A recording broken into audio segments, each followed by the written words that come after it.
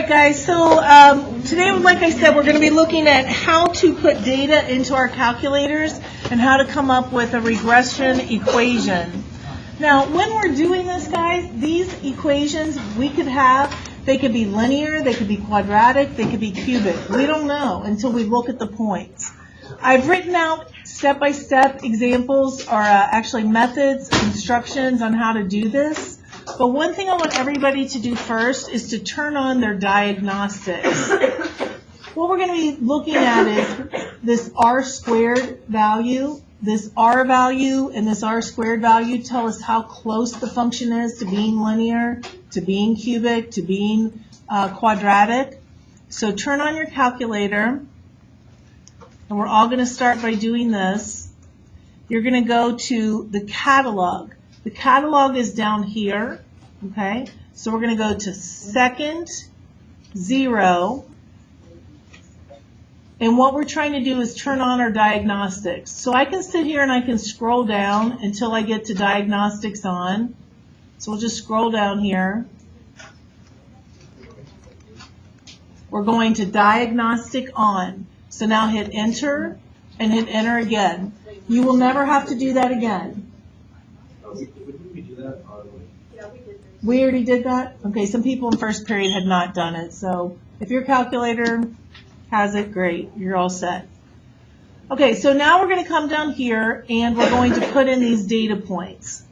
It says a group of 13 people collected the following data, which represents their heights, x, and their arm length, y, rounded to the nearest tenth.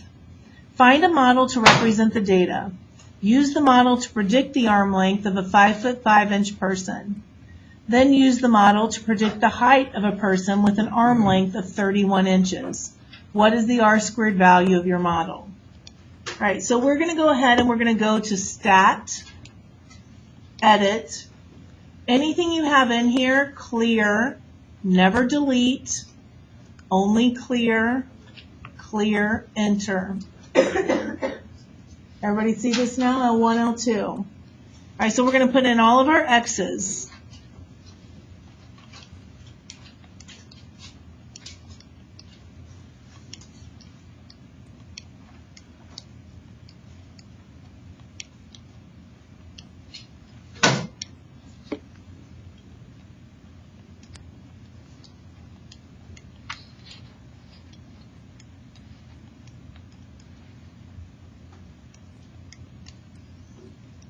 Check and make sure that you have 13 entries.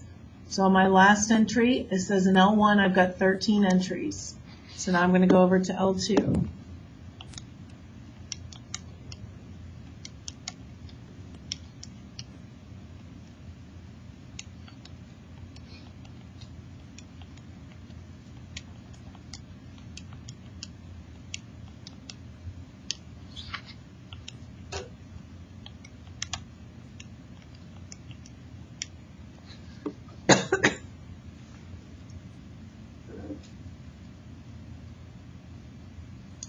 Now, once I have all that data put in, I now want to see those points. So I need to turn on my stat plots. There are two ways to turn on your stat plots. One is a little more complicated. I can do second y equals, and I can go here to turn on my stat plots. Mine are already up on. I make sure I have a scatter plot. I have L1, L2. If yours says off, you're just going to hit enter, and you're going to turn it on. Make sure you have a scatter plot chosen, and then you can choose whatever mark you want to choose. The quicker way to do it is just to go to y equals and just make sure that plot 1 is on. If it's highlighted, it's on.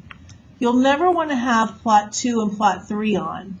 If you ever get an error message when you're trying to do something that does not involve plotting points, you just want to turn this off. Okay? If you turn that off, it'll probably correct your error message. We want to have it on for what we're doing right now. So I turn it back on. So now I'm going to quit. I'm going to clear everything out. Make sure everything's cleared out of y equals. I just did that. So I'm going to go to Stat, Calculate. Now, before I actually do my calculation, though, I want to see the points. Now, watch if I just hit Graph. You may or may not see your points. If you don't see your points, that means your window is not set up correctly. So go to your window. Look at your x's. Look for the lowest x you've got. Looks like 61 is our lowest x, 60 actually. So if 60 is my lowest x, I want to go even lower. So I went to 55.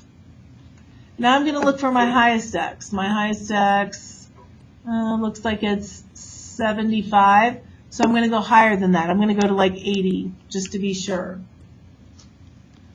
For my y's, my lowest y looks to be around 20 something. I'm just going to go with 20. That should be fine.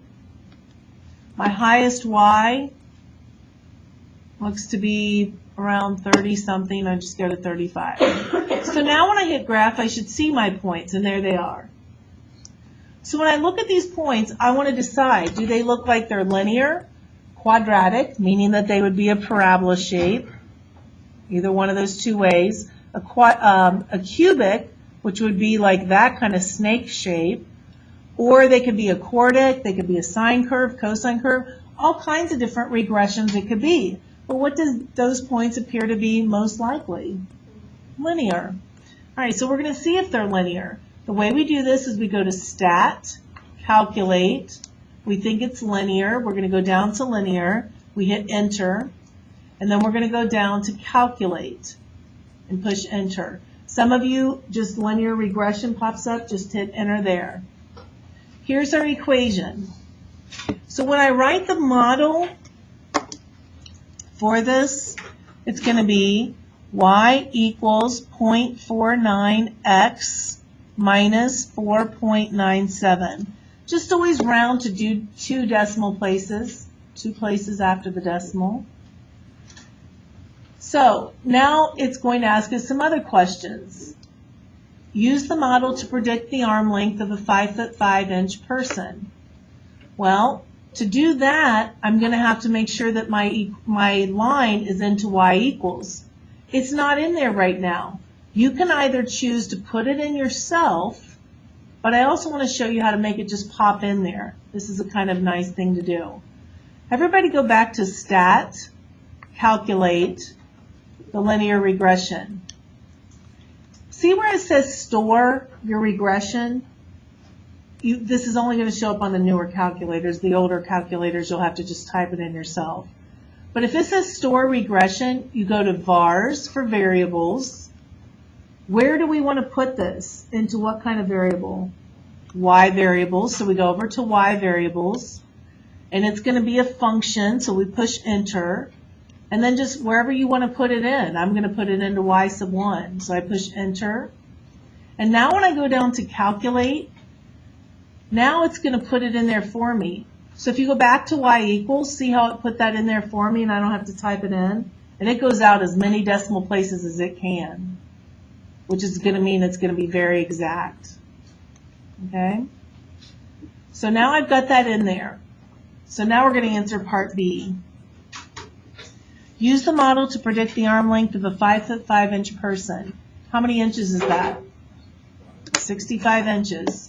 So what I can do now is I can say second trace, calculate a value for when x is 65. And it's going to tell me, expect it to be an arm length of around 27 inches. Now for part C, it says to use the model to predict the height of a person with an arm length of 31 inches. Well, we know 5'5" went with 27 inches, so 31 inches is going to be, quite a bit taller person. So we're going to go to, how can I do this now? I can't go to second calculate because I'm only allowed to put in a value that's an x value. You could go to the table, that's one way, and I could sit here and scroll until I found my y value to be 31 inches. That's one way to do it. It's kind of time consuming though, so let me show you another way. Go to y equals. What do I want my y value to be? 31, right? So you're going to put y equals 31 inches. And then you're going to go to second trace, calculate what? The intersection. So I'm going to go to intersect. And it's going to say, is y1 your first curve? And I'm going to say yes by hitting enter. And then it's going to say, is y2 your second curve? I'm going to hit yes. I'm going to say enter. And then there it is. 73.1, which would be what? 6'1", basically.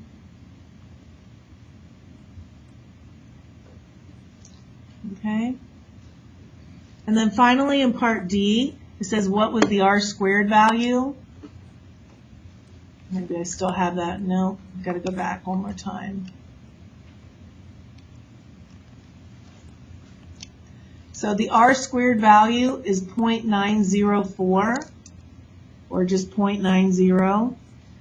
What this r squared tells us is the closer this is to 1, so if r squared equals 1, it's perfect fit.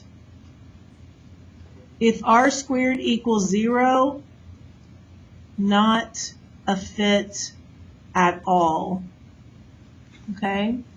So the closer this r squared value is to 1, the more perfect the fit is. But if it's close to 0, then it's not going to be linear, quadratic, or whatever it is we think it is. Okay? So we've done this a little bit before. It's just we haven't really looked so much at this. And also that part C of putting y equals 31 in and finding that point of intersection. Any questions? All right. So your homework is up there. You guys can try to get a couple of those done.